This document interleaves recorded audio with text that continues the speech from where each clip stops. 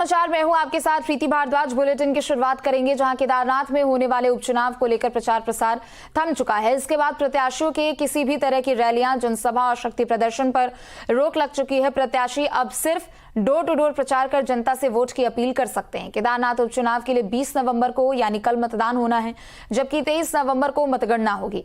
Seat पर 6 प्रत्याशी चुनावी मैदान में हैं। केदारनाथ उपचुनाव के लिए 90,875 मतदाता प्रत्याशियों के भाग्य का फैसला करेंगे। इसमें 44,919 पुरुष तो 45,956 महिलाएं मतदाता शामिल है, जबकि 1,092 दिव्यांग और 641 मतदाता और 85 साल से अधिक उम्र के हैं। वहीं फर्स्ट टाइम वोटर की संख्या 2,441 है। तो वहीं केदारनाथ में उपचुनाव के लिए 20 नवंबर को वोटिंग होनी है। उससे पहले कांग्रेस ने सरकार पर कई आरोप भी लगाए। अगस्त्यमुनि में कांग्रेस नेताओं ने प्रेस कॉन्फ्रेंस की और बीजेपी पर जन भावना का अपहरण करने का आरोप लगाया है। कांग्रेस ने कहा, चुनावी क्षेत्र में बाहरी तत्वों का जमावड़ा लगा हुआ है। सरकारी कर्मियों को छुट्टी देकर क्षेत्र में सरकारी वाहनों से भेजा गया है। यह चुनाव प्रभावित करने की कोशिश है। धन और शराब बांटने का भी काम किया जा रहा है। तो केदारनाथ की विधानसभा सीट पर होने वाले उपचुनाव को लेकर कांग्रेस ने कई आरोप सरकार पर लगाए हैं। दरअसल कांग्रेस ने आरोप लगाया है कि सरकारी मशीनरी का दुरुपयोग हो रहा है।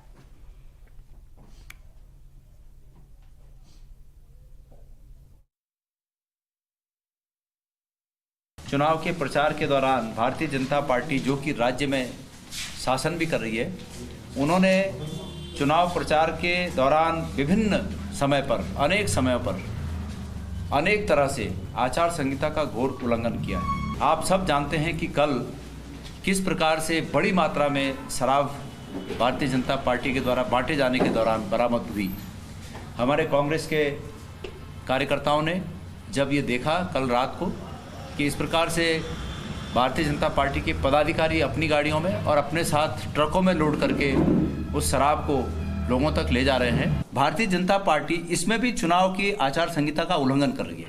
कोई व्यक्ति अपने आप वोट देने आए, स्वागत है, अच्छी बात है, आना चाहिए, अपने मत का उपयोग करना चाहिए, लेकिन किसी को फैसिलिटेट किया जाए, किसी को गाड़ी दी जाए, बसों का इंतजाम किया जाए, होटलों का इंतजाम किया जाए किसी राजनीतिक पार्टी के द्वारा, तो ये चुनाव की आचार संहिता का उल्लंघन है। सत्ता के नग्न उपयोग, दुरुपयोग, पार्श्विक उपयोग के माध्यम से जनभावना का जो अपहरण करने की कोशिश हो रही है, कांग्रेस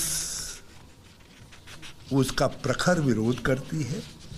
और कांग्रेस ने राज्य चुनाव आयोग के सम्मुख अपना विरोध दर्ज किया है। ये उस विरोध की प्रतियां हैं और यहाँ भी हम इन प्रतियों को, क्योंकि चुनाव आयोग के माननीय पर्यवेक्षक,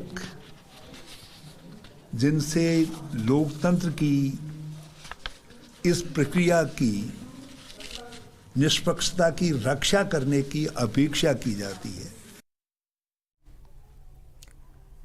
तो वहीं उपचुनाव का रण अब और भी दिलचस्प होता जा रहा है। सीएम धामी ने केदारनाथ में जीत का दावा किया है। उन्होंने कहा कि लोगों को पता है कि यहां विकास सिर्फ मोदी जी ने ही किया है। सुनाते हैं आपको क्या कुछ कहा है। श्री केदारनाथ विधानसभा में जिस प्रकार से हमारे प्रधानमंत्री आदरणीय मोदी जी के प्रधानमंत्री बनने के बाद विकास हुआ है, केदार धाम आज 2000 करोड़ रुपए से भी ज़्यादा धनराशि से तरफा भारतीय जनता पार्टी की जीत होगी, कमल खिलेगा और विकास के काम और तेजी से आगे बढ़ेंगे। अंतर पिछले 2022 से ज़्यादा होना है, निश्चित रूप से एक बड़ा अंतर होगा इस पर। मुख्यमंत्री जी उन्होंने बताया कि केदारनाथ विधानसभा चुनाव में किस तरह की जीत होने जा रही, अंतर भी बढ़ने जा रहा है। अपने सहयोगी कैमरामैन सोनी कुमार के साथ न्यूज स्टेट के लिए गुप्तकाशी से अजीत सिंह राठी। तो वहीं उपचुनाव के रण में दिग्गज चुनावी मैदान में है। सभी पार्टियां अपनी अपनी जीत का दावा भी कर रही है। मंत्री गणेश जोशी का कहना है कि केदारनाथ में बीजेपी ही जीतेगी। सुनिए। किस तरह का फीडबैक है यहाँ देख, और लोग विकास के नाम पर वोट कर रहे हैं। उनका ये मानना है कि जो विधायक रहते हुए जिसने अपनी विधायक निधि खर्च नहीं की होगी और केदारनाथ से जो मोदी जी का स्नेह है, जो कायाकल्प केदारनाथ का 13 के बाद मोदी जी ने किया है, महिलाओं को तो मैं दावे के साथ कह सकता हूं कि 80% से अधिक वोट भाजपा को मिलने वाला है। सैनिकों का 70% वोट भारतीय जनता पार्टी को मिलने वाला है और समाज का हर वर्ग आज भाजपा के साथ है। और उसमें हमारी प्रत्याशी की साफ सुथरी छवि, मृदुभाषी होना, मिलनसार होना, सहज होना, सरल होना उसको प्लस कर रहा है। और मुकाबला एक तरफा है और कांग्रेस हार मान चुकी है। क्या आपको पूरा इनपुट मिल रहा है कि हम चुनाव जीतने की स्थिति में हैं और कितने अंतर से हम जीत रहे हैं? जीतने की स्थिति में नहीं, हम जीत चुके हैं और मतों का अंतर बहुत भारी होने वाला है। इसीलिए कांग्रेस बौखलाई हुई है। वो सोच रही है कि इससे हार का अंतर कम, वो हार के अंतर को कम करने के लिए लड़ रही है और हम जीत की अंतर को और बढ़ाने के लिए लड़ रहे हैं। जीत तो भारतीय जनता पार्टी पहले ही चरण में जा चुकी है। सहयोग कैमरामैन सोनी कुमार के साथ न्यूज 8 के लिए गुप्तकाशी से अजीत सिंह राठी।